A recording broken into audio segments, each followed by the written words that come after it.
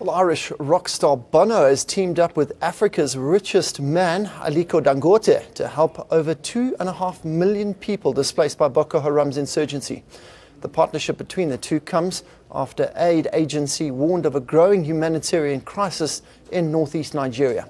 The joint venture is said to benefit millions of people in need.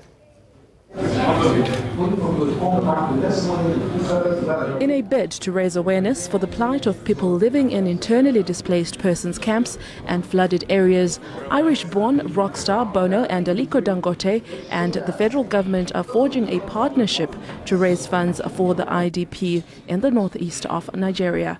Bono and Africa's richest man, Aliko Dangote, visited a camp of 2.3 million displaced people in Borno State.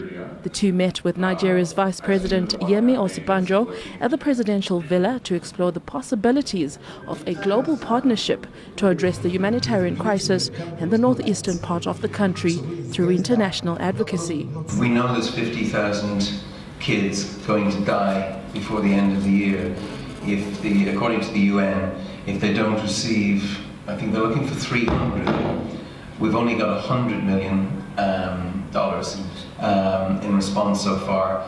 It turns out the 300 figure is too low. In fact, UNICEF will use up most of the 300. So already the resources are just only a fraction of what they need to be. Previously, Dangote made several donations to refugee camps in Borno State, which is the hardest hit by the Boko Haram insurgency.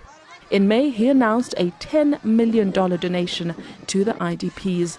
He also sent more than 100 trucks of food items that were distributed to the camps during the Ramadan festivities. United Nations agencies and other NGOs have this year sought nearly $200 million to meet the immediate needs of more than 500,000 people forcibly displaced by Boko Haram in Cameroon, Chad and Niger, but currently have less than a quarter, 24% of the funding they need. Bureau Report, ANN7.